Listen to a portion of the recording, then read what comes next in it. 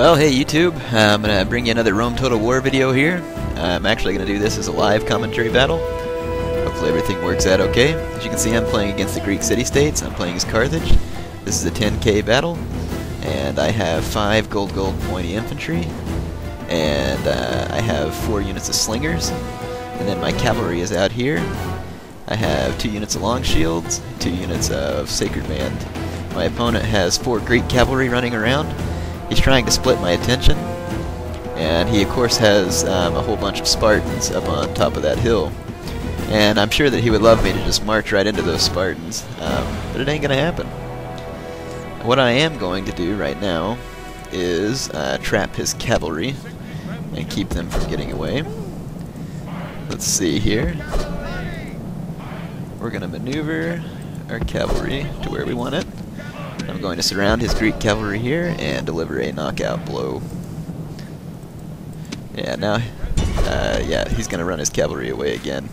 I don't know really what he's hoping to accomplish.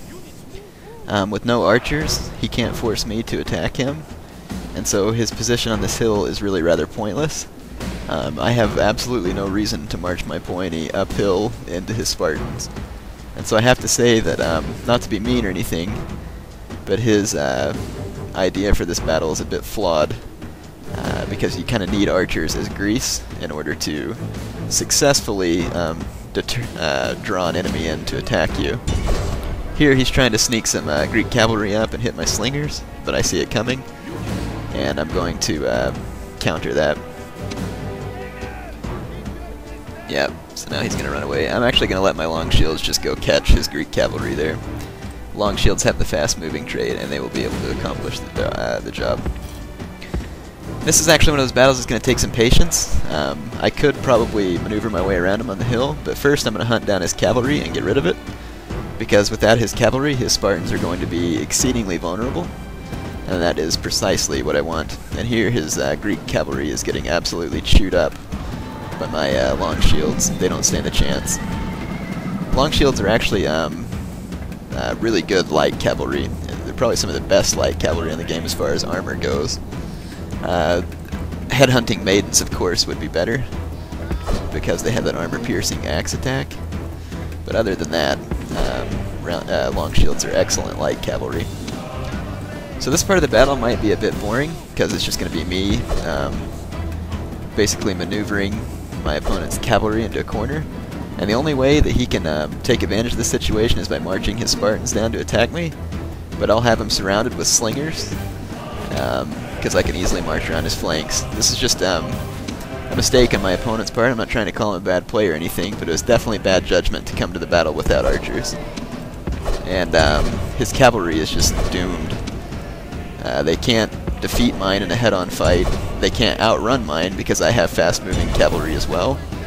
So his cavalry is literally just doomed, and I'm going to plow right through him with my combination of Sacred Band and long shields. There, that unit of Greek cavalry broke without a fight. And I'm going to pursue them a little. I don't want them coming back, so even though it might make my horses a bit tired, I want to chase this Greek cavalry off the field altogether. This unit over here was pretty thrashed. I don't think they're going to come back to the fight. Alright, I should probably keep chasing those cav, but I want my cavalry over here. So let's get my cavalry back up here and get them rested, and now I'm going to start surrounding his Spartans with slingers. So, let me just go ahead and explain here that with the Greek city-states, you really have to bring archers. Archers are one of your key components. Because of your weak cavalry, you really have to use archer support to be able to draw people in for attacks and to kind of have a chance of winning a cavalry fight. As the Greeks, you're just probably not going to win a cavalry fight straight up. You're definitely going to have to use your archers. Sorry I can't give you the best angles all the time. I have to maneuver my units. Let's take a look at his Spartans and check out the upgrades. Some of them aren't upgraded, and some of them have kind of minimal upgrades. Spartans are very expensive, even without upgrades. And I need to set my slingers on skirmish, so that if he decides to chase them, he'll be wasting his time. And I'm going to put my pointy phalanx into phalanx mode. So like I said, my opponent made the mistake here of bringing no missile troops, and because of his cavalry inferiority, he really never had a prayer of defeating my army unless I made some big mistakes. And that does happen sometimes. I'm not perfect. But here I'm simply going to take my slingers completely to the rears, and I'm going to bring some cavalry out to either wing. This map is the Cappadocian Forest map, by the way.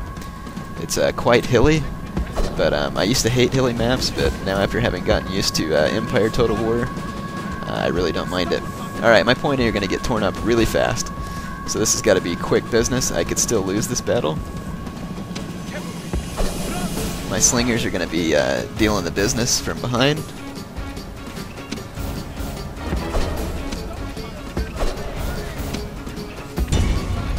Yeah, my pointy are already routing. That's bad. I'm not acting fast enough here.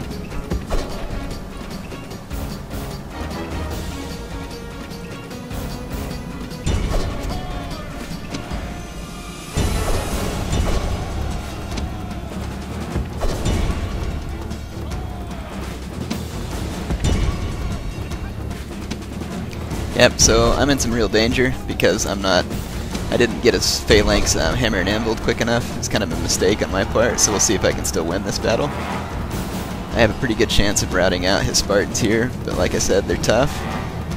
So I'm going to leave my cavalry in to really pressure his men. And it's still a very close fight.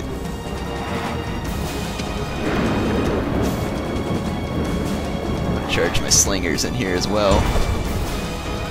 I've got these slingers attacking this unit of Spartans here and really decimating them quite badly.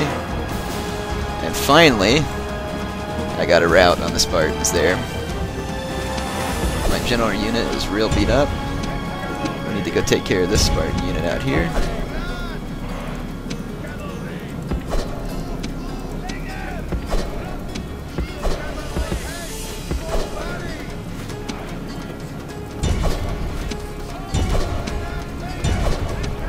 So I'm surrounding that unit out there. Still got one unit fighting here, and my slingers are absolutely destroying these Spartans on that flank. And my general has died. He was in my pointy unit, not a cavalry unit.